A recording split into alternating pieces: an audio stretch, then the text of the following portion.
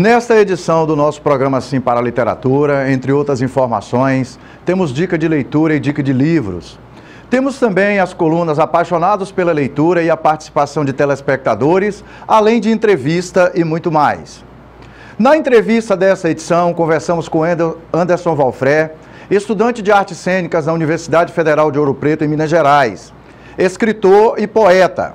Ele é coordenador do projeto Transver Poesias, que desenvolve intervenções poéticas no cotidiano das pessoas através de ações bastante peculiares em locais com aglomerações. Anderson tem poesia na veia. E se a vida falasse para o tempo que ele não existe? O tempo, silencioso, mostraria para a vida que ele, diariamente, por entre os corpos, persiste. No final da entrevista, ele deixa uma mensagem que compartilhamos com vocês. A leitura, cara, ela é um dos viés que a gente tem de sobrevivência, né? Diante da realidade, a realidade, como disse, ela é cruel, ela é difícil. E a leitura, a arte em si, ela possibilita a resistência, a gente vê outras perspectivas além daquela que a gente está olhando no nosso dia a dia. Então, a leitura, independente do lugar, ela tem que dar prazer para a pessoa, né? A criança, muitas das vezes na escola, ela é obrigada a ler ou a escrever de certo modo, formal, num formato X, e aquilo acaba criando uma barreira para a criança. Não, a leitura em si, ela tem que propiciar sonhar. A gente tem que sonhar na hora que a gente está lendo, porque se não for para sonhar, não adianta, entendeu? A leitura, ela tem que dar essa possibilidade de sonho, de prazer, porque ela não tem o dever de dar coisas... respostas. Não tem que dar respostas, certezas, lógicas, não. Ela tem que dar sonho. Porque o resto já está na realidade. Esta edição está eivada de poesia, poesia. Por que poesia? Eu tenho um segredinho para vocês. Aproximem-se. Aproximem-se!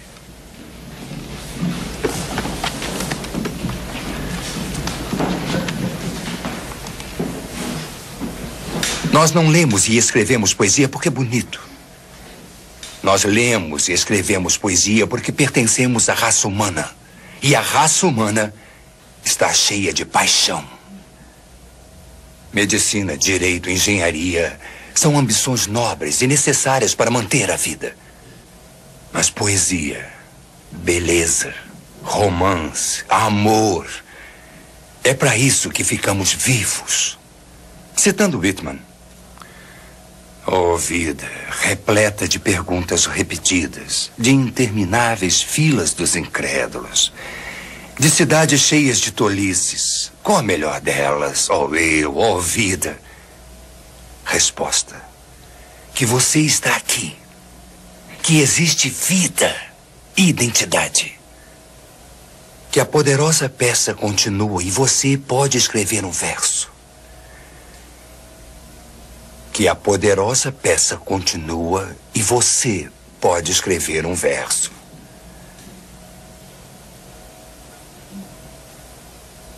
Qual seria o seu verso? Nessa segunda temporada do nosso programa Sim para a Literatura, queremos permanecer na sua companhia.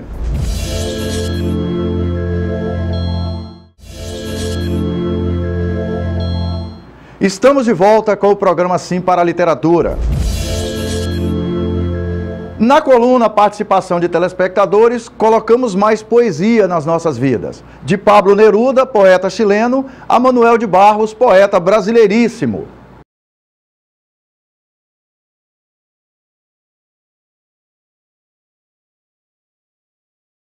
Tira-me o pão, se quiseres. Tira-me o ar, mas não me tires o teu riso. Não me tires a rosa, a lança que desfolhas, a água que de súbito brota da tua alegria, a repentina onda de prata que em ti nasce. A minha luta é dura e regresso com os olhos cansados às vezes por ver que a terra não muda. Mas ao entrar teu riso, sobe ao céu a procurar-me e abre-me todas as portas da vida. Meu amor, nos momentos mais escuros, solta o teu riso. E se de súbito vires que meu sangue mancha as pedras da rua, ri, porque teu riso será para as minhas mãos como uma espada fresca. À beira do mar, no outono, teu riso deve erguer sua cascata de espuma. E na primavera, amor, quero teu riso, como a flor que esperava, a flor azul, a rosa da minha pátria sonora. Ri-te da noite, do dia, da lua, ri-te das ruas tortas da ilha, ri-te deste grosseiro rapaz que te ama, mas quando abro os olhos e os fecho, quando meus passos vão, quando voltam os meus passos, nega-me o pão, o ar, a luz, a primavera, mas nunca o teu riso, porque então eu morreria.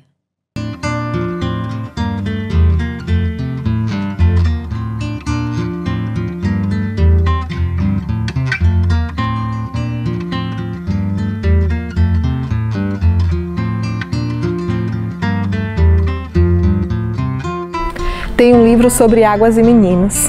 Gostei mais de um menino que carregava água na peneira. A mãe disse que carregar água na peneira era o mesmo que roubar um vento e sair correndo com ele para mostrar aos irmãos. A mãe disse que era o mesmo que catar espinhos na água, o mesmo que criar peixes no bolso. O menino era ligado em despropósitos. Quis montar os alicerces de uma casa sobre orvalhos. A mãe reparou que o menino gostava mais do vazio do que do cheio. Falava que os vazios são maiores e até infinitos. Com o tempo, aquele menino que era cismado e esquisito porque gostava de carregar água na peneira, com o tempo ele descobriu que escrever seria o mesmo que carregar água na peneira. No escrever, ele viu que podia ser noviça, monge e mendigo ao mesmo tempo. O menino aprendeu a usar as palavras e viu que podia fazer peraltagem com as palavras e começou a fazer peraltagens. Foi capaz de interromper o voo de um pássaro botando um ponto final na frase. Foi capaz de modificar uma tarde botando chuva nela. O menino fazia prodígios. Até fez uma pedra dar flor. A mãe reparava o menino com ternura. A mãe falou: meu filho, você vai ser poeta. Você vai carregar água na peneira a vida toda. Você vai encher os vazios com as suas peraltagens. E algumas pessoas vão te amar pelos seus despropósitos. Os desiludidos do amor estão desfechando tiros no peito. Do meu quarto ouço a fuzilaria. As amadas torcem-se de gozo. Ah, quanta matéria para os jornais. Desiludidos, mas fotografados. Escreveram cartas explicativas, tomaram todas as providências para o remorso das amadas. Pum, pum, pum, adeus, enjoada. Eu vou. Tu ficas, mas nos veremos, seja no claro céu ou turvo inferno. Os médicos estão fazendo autópsia dos desiludidos que se mataram. Que grandes corações eles possuíam. Vísceras imensas, tripas sentimentais e um estômago cheio de poesia.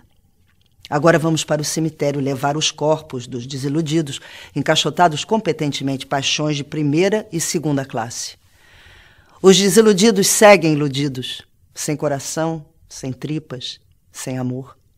Única fortuna, os seus dentes de ouro, não servirão de lastro financeiro e, cobertos de terra, perderão o brilho, enquanto as amadas dançarão o samba bravo, violento, sobre a tumba deles. Na coluna Apaixonados pela Leitura, apresentamos o grupo de teatro Por um Triz, de São Paulo, criado em 1996. São atores formados pelo curso de Artes Cênicas da Unicamp. Esse grupo nasceu com a proposta de pesquisar a associação do trabalho de ator com as diversas linguagens do teatro de animação. Ao longo desses 20 anos, produziu diversos espetáculos, intervenções cênicas, contação de histórias e ministrou oficinas. Assista comigo uma intervenção de rua feita pelo grupo, levando poesia, música e o teatro para o dia a dia das pessoas.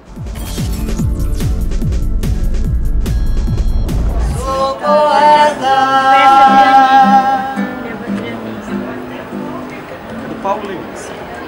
São 3 curtinhas. Se não fosse isso, e era menos.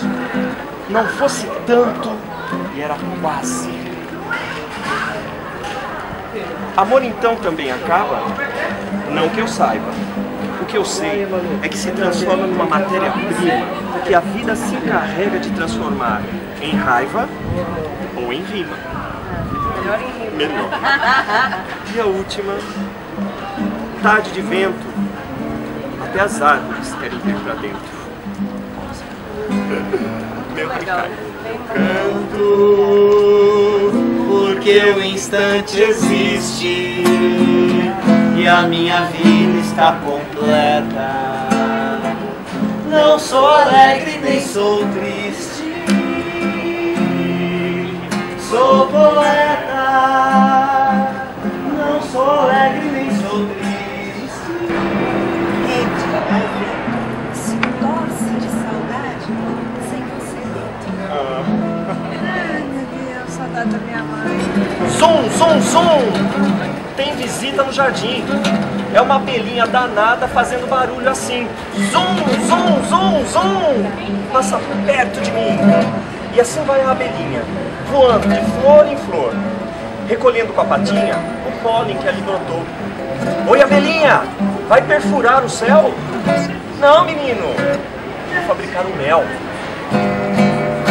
Eu canto porque o instante existe e a minha vida está completa. Não sou alegre nem sou triste. Na nossa dica de livros, sugerimos a leitura do livro A Capitoa, da respeitadíssima escritora capixaba Bernadette Lira. Maria Bernadette Cunha de Lira nasceu em Conceição da Barra, na região norte do Espírito Santo. Tem uma respeitável trajetória acadêmica nas áreas de letras, artes e cinema. Tem vários trabalhos publicados em jornais, revistas de todo o país e vários livros publicados. É professora universitária e atualmente reside em São Paulo. Trata-se de uma história surpreendente. Acompanhe comigo.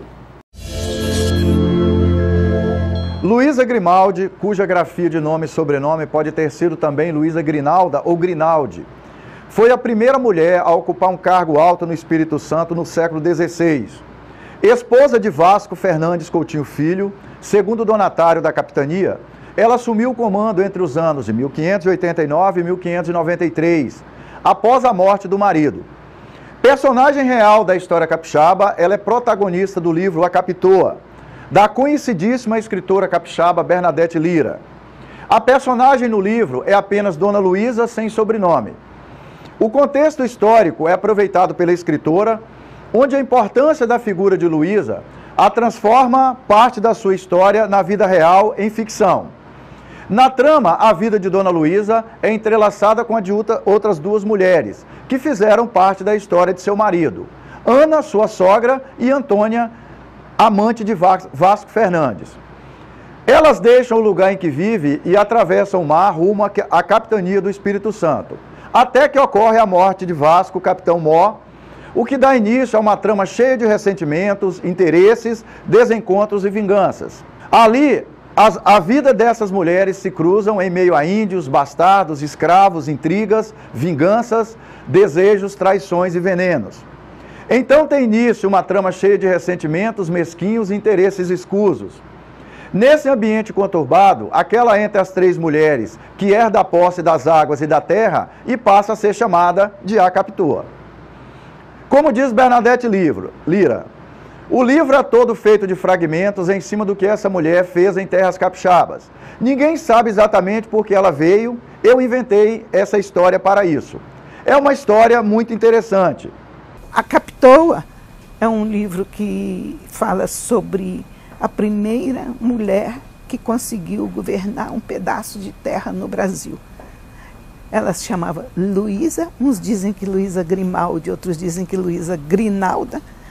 Ela vem de Portugal com o seu marido, que era capitão Mor do Espírito Santo, filho do primeiro donatário do Espírito Santo, e depois que ele morre, ela assume o governo. O livro brinca com a história da Luísa Grimaldi, ou melhor, da Luísa Grinaldi, ou da Luísa Grimaldi, uma mulher só com 3 sobrenomes. No livro não há nenhum dos 3 sobrenomes, porque na verdade não há a minha intenção, quando eu escrevo a minha ficção, não é um romance histórico, não é fazer romance histórico. O romance histórico não tem vez, embora a personagem seja histórica, é essa brincadeira com a história que me interessa, esse deslocamento, esse tirar sobrenomes, esse jogar com datas, esse jogar com a possibilidade, o que seria possível, mas que na verdade você não pode comprovar, que a documentação é muito falha, a gente sabe que não há historicamente não há nada a comprovar, o passado é o que a gente faz dele, são os restos, as perfumarias, os fragmentos que você encontra aqui e ali. No próximo bloco temos uma entrevista com Anderson Valfré, que é poeta, escritor e coordenador do projeto Transver Poesias. Eu aguardo vocês.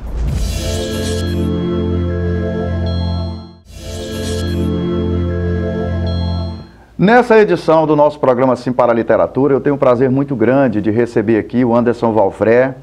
Anderson é de Linhares, estuda em Ouro Preto, estuda artes cênicas na Universidade Federal de Ouro Preto e coordena um dos projetos mais incríveis que eu tive a oportunidade de conhecer, apesar de toda essa experiência aqui, no projeto Prazer da Leitura e nosso programa Sim para a Literatura. Essa vida complicada, difícil, dura, as pessoas estão se digladiando por aí.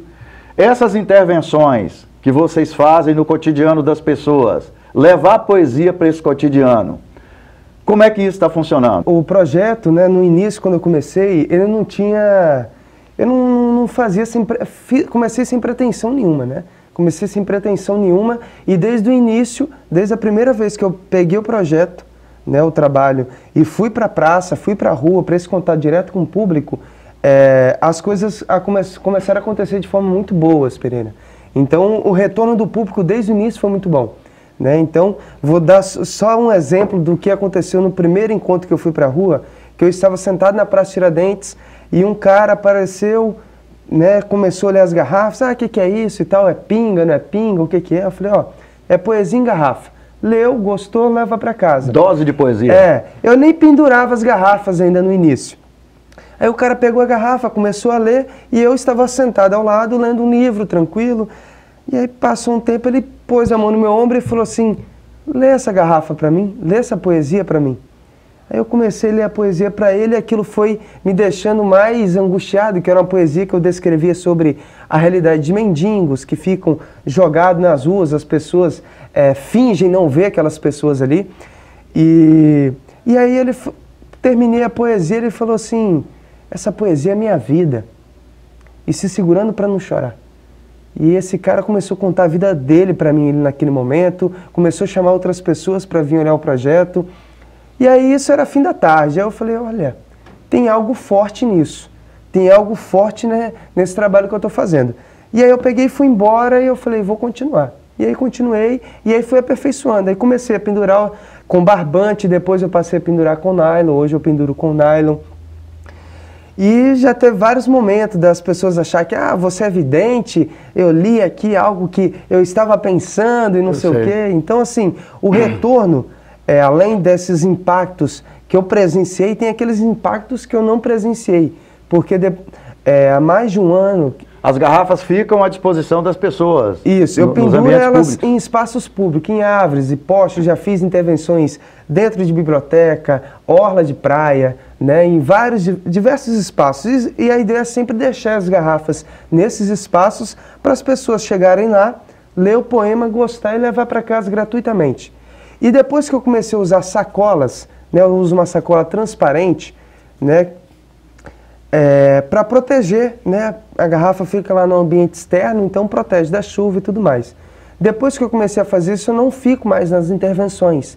É raro os momentos que eu fico, porque eu acho que assim, antigamente eu colocava e ficava lá tomando conta que se chovesse tinha que tirar para não estragar. Depois que eu passei a colocar as sacolas, eu percebi que eu não precisava mais tomar conta. Né? As garrafas passaram a ganhar vida sozinha.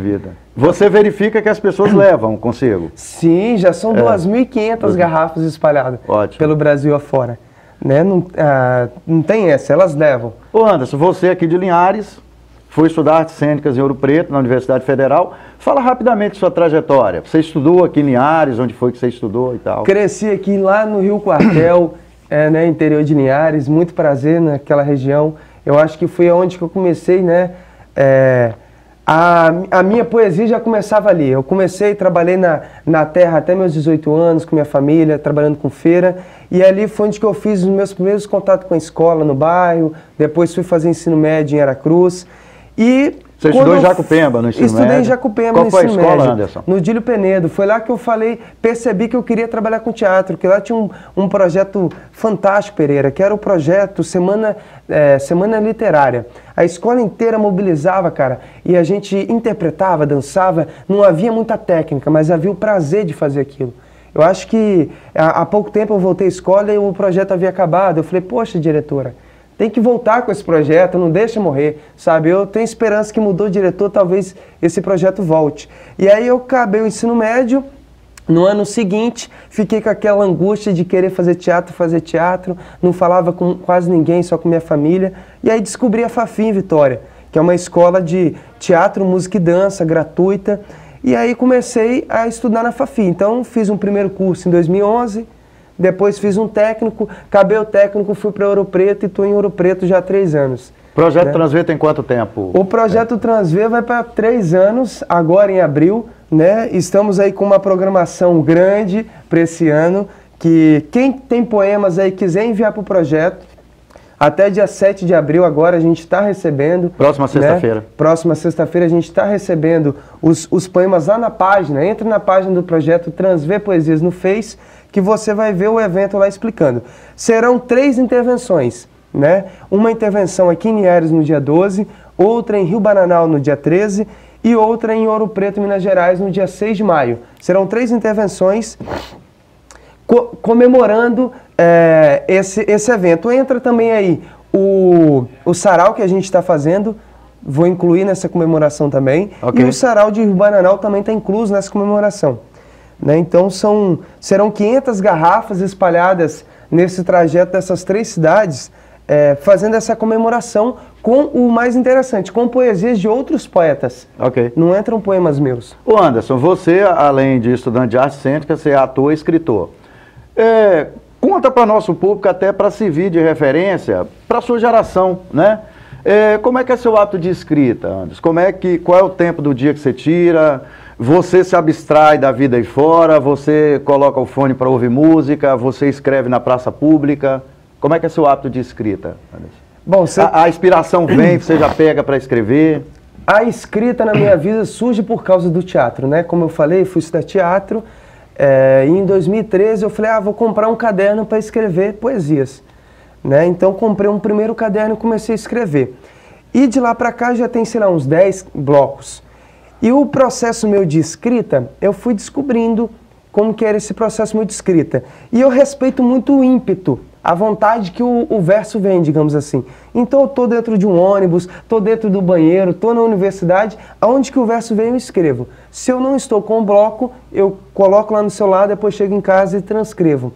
Porque eu acho que eu não falo de uma coisa só. Né? Eu acho que o autor, a gente está dentro de uma sociedade e não tem como fugir dela.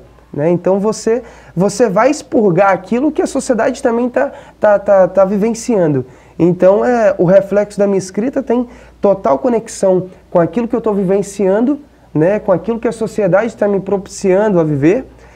E eu respeito muito esse ímpeto. Já são quase 2.000 poemas escritos. Por isso que eu criei o Transver, que é uma forma também de divulgar esses poemas. De compartilhar isso com as pessoas. E qual a contribuição, Anderson, que o seu hábito de leitura deu para a sua escrita? Qual a sua referência de leitura? Você lê só poesias, você lê romances, você lê contos, crônicas?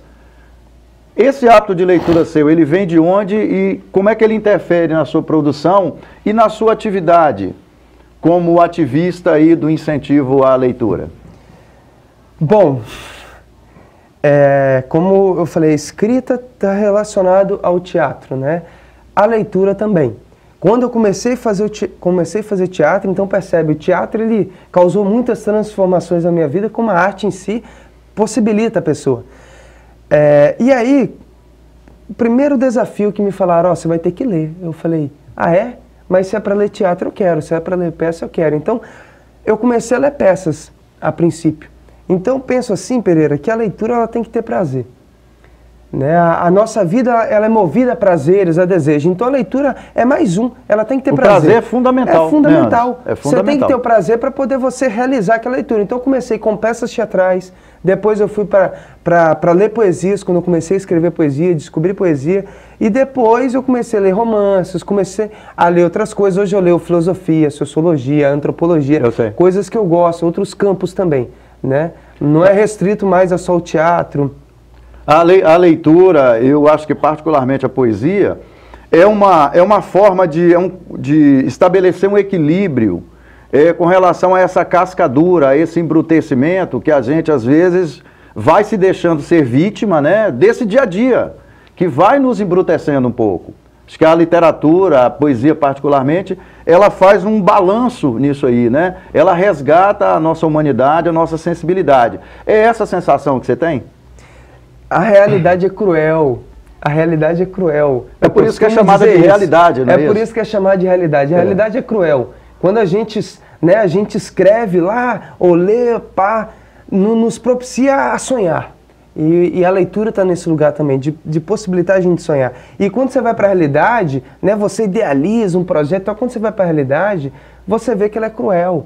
Você vê que você tem o desejo de ir até tal lugar, de levar o projeto para tal lugar, mas você não consegue porque a realidade, né, os problemas, as barreiras vão surgindo na realidade. Né? A realidade é muito cruel e eu acho que a arte, ela não pode deixar morrer, cara. A gente está num momento difícil no Brasil já há algum tempo. A arte nunca foi bem vista na realidade, desde seu primórdio, na Grécia, né, os escritos que a gente tem, ela nunca foi bem quista, porque ela vai falar da realidade. O que o homem, de frente para si, ele é? A inutileza, né? O poço de problemas que nós somos. Nós somos indivíduos imperfeitos, não somos perfeitos. Claro. E a realidade é imperfeita, né? Então ela é cruel, por isso, a meu ver. Ô Anderson, já agradecendo, né, por você ter vindo aqui no programa Sim para a Literatura, desse depoimento belíssimo para a gente, eu queria que você destacasse qual a importância da leitura na sua vida. Bom, Pereira, acho que a leitura, cara, ela é um dos viés que a gente tem de sobrevivência, né? Diante da realidade, a realidade, como disse, ela é cruel, ela é difícil. E a leitura, a arte em si, ela possibilita a resistência, a gente vê outras perspectivas além daquela que a gente está olhando no nosso dia a dia. Então, a leitura, independente do lugar, ela tem que dar prazer para a pessoa, né? A criança, muitas das vezes na escola, ela é obrigada a ler ou a escrever de certo modo, formal, num formato X, e aquilo acaba criando uma barreira para a criança. Não, a leitura em si, ela tem que propiciar sonhar. A gente tem que sonhar na hora que a gente está lendo, porque se não for para sonhar, não adianta, entendeu? A leitura ela tem que dar essa possibilidade de sonho, de prazer, porque ela não tem o dever de dar coisas, respostas. Ela não tem que dar respostas, certezas, lógicas, não, ela tem que dar sonho, porque o resto já está na realidade. Ela tem que dar sonho. Ótimo. Anderson, obrigado pela sua presença aqui no programa Sim para a Literatura. É assim que encerramos essa edição do nosso programa Sim para a Literatura. Para que você tenha acesso às edições anteriores do nosso programa e aos vídeos do programa, acesse o nosso canal no YouTube. Para entrar em contato com o programa Sim para a Literatura, envie um e-mail para simparaliteratura@gmail.com. Muito obrigado.